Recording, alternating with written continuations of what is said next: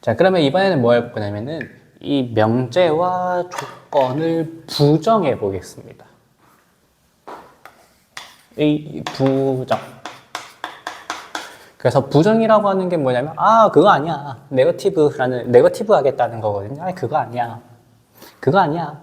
이는 짝수가 아니야. 부정이니까 빨간색이. 이는 짝수가 아니야.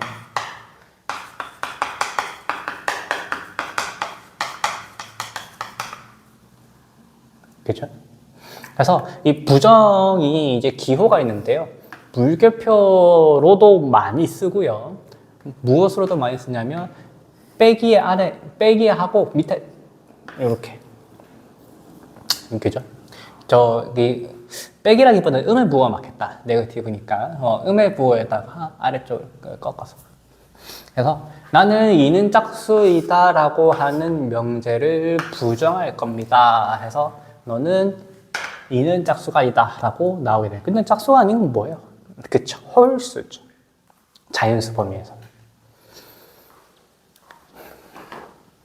자, 그러면 밑에 있는 명제도 부정해 보겠습니다. 3은 제곱 마이너스 4x 플러스 3의 제로의 해가 아니다 이렇게 할 수 있겠죠. 자, 그럼 이렇게 부정하면 무슨 일이 벌어지면 원래 이 이는 짝수이다 라고 하는 거는 참인 얘기였어요. 그죠? 근데 이 친구를 부정해서 이는 짝수가 아니다? 틀린 얘기가 됩니다. 그죠? 부정하면 저거를 이제 참거짓의 결과 뭐라고 부르냐면 진리값이라고 하거든요. 참거짓의 결과값이 바뀌어요. 진리값이 바뀌어요. 이것도 3은 주어진 방정식의 해에 맞는 얘기거든요. 그죠? 근데 해가 아니래. 틀렸어. 말이 안 되죠. 이거 원래 거짓인 식이에요. 그죠? 1 더하기 2가 4라니 애초에 말이 안 되고요. 그러면 부정하게 되면 무슨 일이 벌어지느냐? 4가 아니다. 그쵸? 4 아니에요. 자, 그 다음에 2차 방정식은 서로 다른 두 식을 갖는다. 부정하게 되면은 어떻게 되냐면 안 가져요. 네, 맞는 얘기가 됩니다. 그죠? 아까와는 정반대의 진리값이 나와요. 참인 것은 거짓으로, 거짓인 것은 참으로. 자, 그 다음에 이번에는 조건을 부정하겠습니다.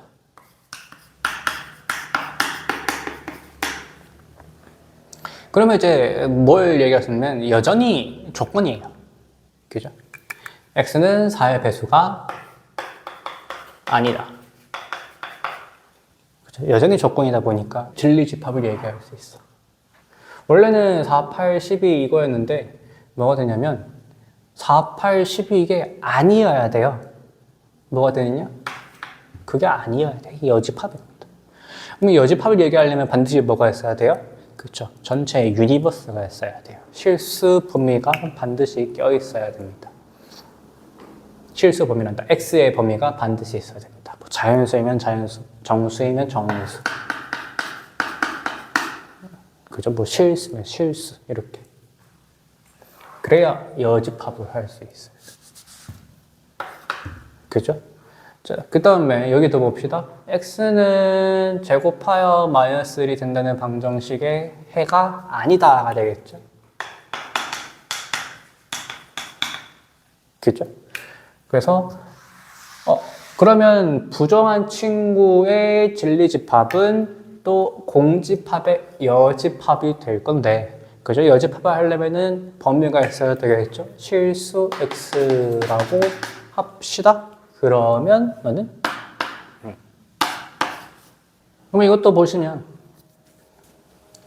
이 마이너스 1하고 3 사이에 놓여 있지 않아야 하거든요. 그죠? 그러면은 마이너스 1 이게 이제 요거는 조심해야 됩니다. 이렇게 서술이 됩니다.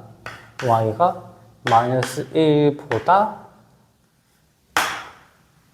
작거나 같을 수 있고, 아니면 또는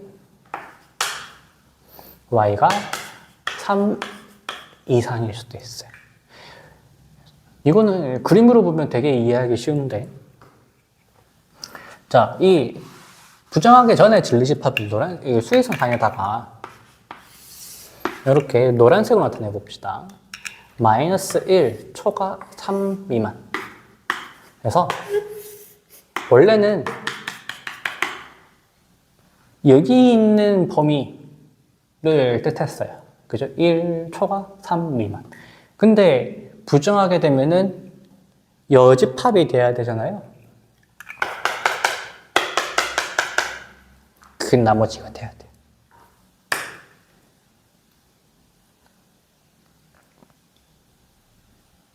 그죠?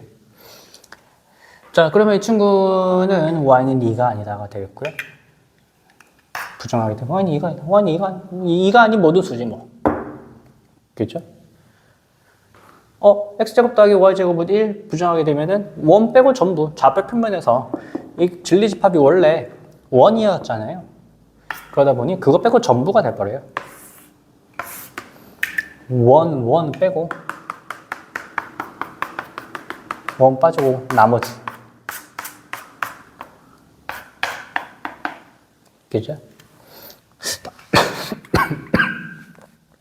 미안합니다. 다만 뭐 이런 거는 이제 이런 거는 보진 않을 겁니다. 그 다음에 뭐 소수 x는 부정하게 되면은 짝수가 아니다. 그래서 원래 그 소수 집합에서 원래 소수 x는 짝수다라고 하는 진리 집합은 이거였잖아요. 그죠? 근데 유니버스가 소수 집합이니까 소수 집합에서 열집합을 생각해 주면 되겠다. 소수를 보통 프라임 넘버라고 해서 집합 P라고 얘기를 하게 되면 소수 집합. 거기에서 뭐만 빼면 되느냐? 2만 빼면 됩니다. 이런 거예요. 근데 우리 그 두 가지가 더 있었죠. 명제 두 가지 형태가 더 있었어요. 뭐가 더 있었냐면 모든과 어떤이 붙은 명제가 있었어요. 조건 소수 x는 짝수이다. 앞에 조건 앞에 모든이나 어떤이 붙어서 명제로 만들었거든요. 저기에다가 한번 더 얘기를 해봅시다. 자, 먼저 첫 번째 모든 소수 x는 짝수이다. 그죠? 이건 틀렸어요. 원래는 틀린 얘기예요. 원래는 틀린 얘기인데 이 친구를 부정해 보겠습니다. 얘를 부정하게 되면 그러면은 뭐가 돼야 되냐면 우리 여태까지 명제에서 했던 결과에 따라서 참인 게 거짓이었던 게 참이 돼야 되거든요. 참인 명제가 나오면 아주 좋겠어요. 그죠? 근데 단순히 이때까지 했던 것처럼 뭐가 아니다. 그거 아니야. 라고 해서 여기에다가 모든 소수 x는 짝수가 아니다. 라고 하면 이것도 여전히 틀린 문장이거든요. 모든 소수 x는 짝수가 아니래. 틀린 말이거든. 뭐가 있기 때문에? 그치. 2가 있기 때문에 여전히 틀린 말이에요. 그래서 모든이나 어떤이 붙게 되면 이게 단순히 뭐가 아니다라고 하면 조금 곤란해. 그러면 어떻게 바꾸자? 모든 소수 x가 짝수이다? 그거 아니야. 라고 부정하려면 어떤 소수 x는 짝수가 아니다. 이렇게 돼요. 그러면 완벽하게 맞는 얘기가 됩니다. 서로 부정이 되는 관계. 그래서 조금 이 부정의 형태를 식으로 정리하고 하겠습니다. 기호로 정리하고 하겠습니다. 명제 또는 조건을 P. 이 P는 또 어디서 나왔냐? P는 참, 그죠? 프로포지션에서 나왔어요. 명제를 영어로 하면 프로포지션이라고 합니다. 그래서 그 P입니다. 명제 P가 있으면 P에 대해서 명제 P의 진리값이라고 하는 거는 바로 참 또는 거짓은 이건 명제죠. 그죠? 그 다음에 우리가 또 부정, P의 부정이라고 하는 거는 이제 기호로 어떻게 적냐면 이렇게 적거나 아니면 이렇게 적습니다. 그러면 이제 생각해 볼 수 있겠죠? P가 아니다, 가 아니다 라고 하게 되면 다시 원래대로 돌아옵니다. 강한 부정은 긍정, 그런 F의 감성이 아니라요. 부정을 다시 분석하게 되면은 원래대로 돌아온다. 그죠? 자, 그리고 특별히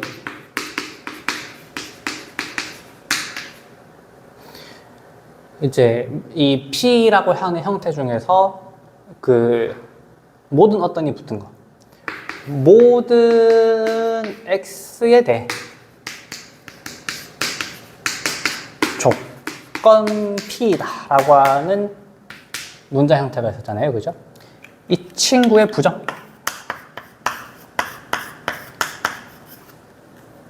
여기다가 이제 물결표하는 부정은 뭐가 되냐면 빨간색으로 할까요? 모두는 무엇이 되고 어떤이 되고, 그죠? 그 다음에 조건 P는 뭐가 되고, 그치? not P가 됩니다. P가 아니다, not P. 그래서 모든을 부정하게 되면은 어떤 X에 대해 P가 아니다. 너 왜 왜 그렇게 아래 내려가 있니? 그럼 반대로 어떤 X에 대해서 not P다를 부정하게 되면은 어떤이 뭐가 되겠어요? 모든이 되고요. not P가 뭐가 되겠어요? not P의 부정? not P의 부정? 원래입니다.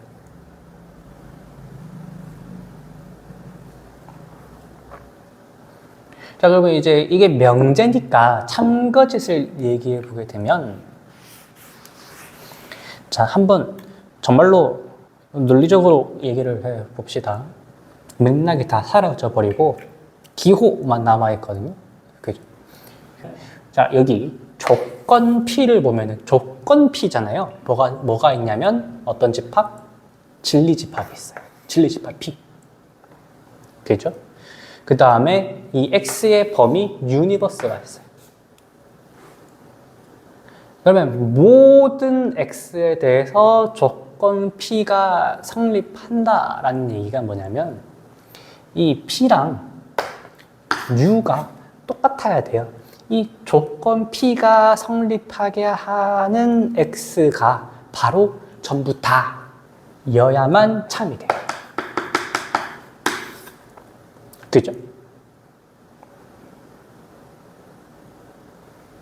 근데 이게 거짓이 되려면 P가 U가 되면 안 됩니다. 그죠? 그러면은 이 상황을 괜히 그린 그림으로 나타내 봅시다. U가 있고요. U랑 P가 달라서 당연히 U는 전체니까 이 속에 P가 들어가 있어야 돼요. 그죠?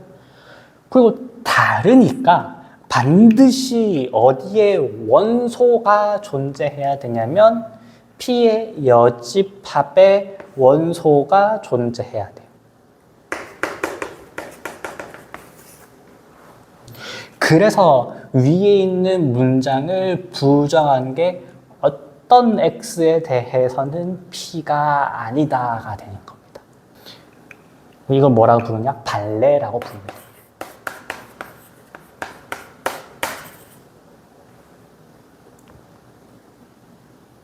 여기서 발레는 뭐예요?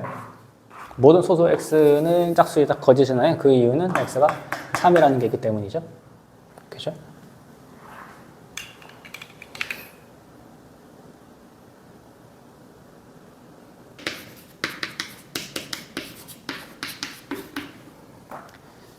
자, 여기 보시면 이제 예제를 조금 적어놨습니다. 조건 PQ의 집합을 집합 PQ라고 할 때 다음 조건의 진리 집합을 구해봐라 해서 무엇을 볼 거냐면은 조건 P 그리고 Q.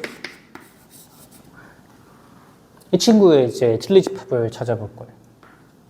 근데 단순히 이러면 재미없으니까 어떡하죠? 너를 부정한 것의 진리집합을 찾아볼 겁니다.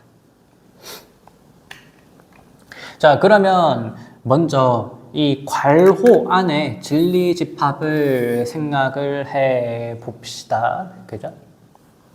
자, 괄호 안에 있는 거를 한번 먼저 생각해 봅시다. 자, 진리집합을 생각할 건데 나는 x를 가지고 올 거야. 어떤 x를 가지고 올 거냐면은 조건 p를 만족하기도 해야 하고 q를 만족하기도 해야 돼요. 그죠? 그 얘기는 집합의 관점에서는 진리집합 p의 원소이기도 해야 하고 그리고 q의 원소이기도 해야 돼요. 그죠? 그럼 벤이 그린 그림으로 보게 되면 p, q 그래서 P의 원소이기도 해야 하고 Q의 원소이기도 해야 되는 것은 바로 P와 Q의 교집합입니다. 그죠? 근데 여기에다가 무엇을 해줬다? 부정했어요. 부정하게 되면은 뭘 해야 돼요? 여집합을 생각해 줘야 되고요. 이 여집합을 생각해 줘야 돼요.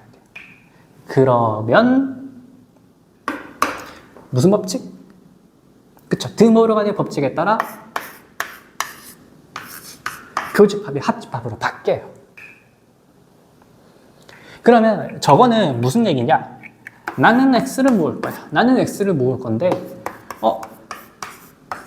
p의 여집합의 원소이거나 그죠? 거기에 들어갈 수도 있고 아니면 q의 여집합에 들어갈 수도 있어요.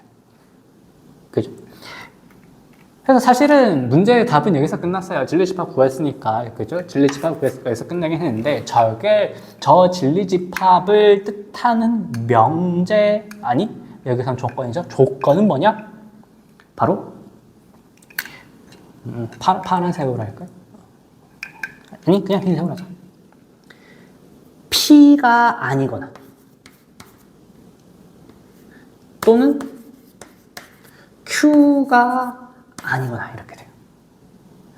자, 그럼 여기서 바로 접을 수 있거든요. 어떻게? 마치 이 not이라고 하는 부정 기호가 분배가 되긴 됩니다. 근데 뭐가 바뀌냐면은 그쵸? 드모르간의 법칙에 따라서 교집합이 합집합으로 바뀌었거든요. and가 or로 바뀌어야 됩니다. 그래서 이 구조를, 이 논리적 연산 과정을 알고 있으면은 과정이 많이 생략이 되겠죠. 이거 보고 P의 여집합, Q의 여집합을 합집하면 되는 거구나.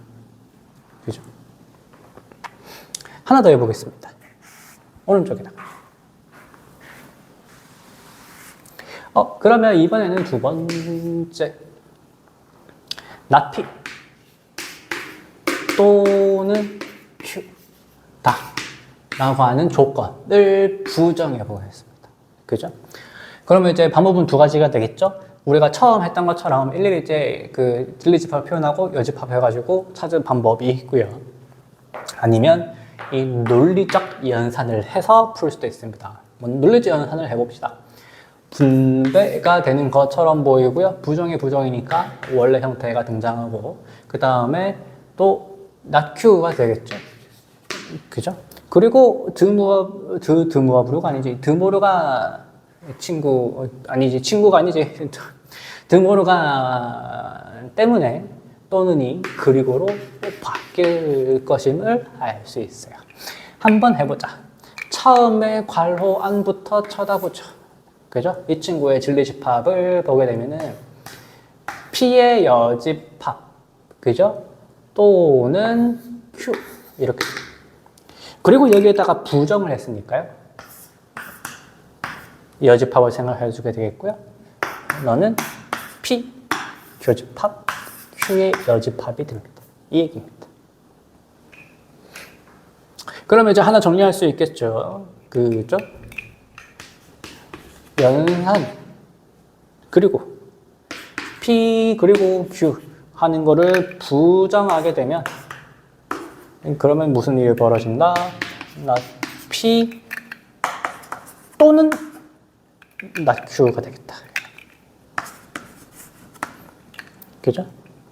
반대로 P 또는 Q라고 하는 걸 부정하게 되면 그러면 not P, not Q인데 또는 뭐로 바뀐다? 그리고로 바뀝니다. 이런 것들을 할 수 있습니다. 여기까지가 논리적 연산 부정하기였습니다.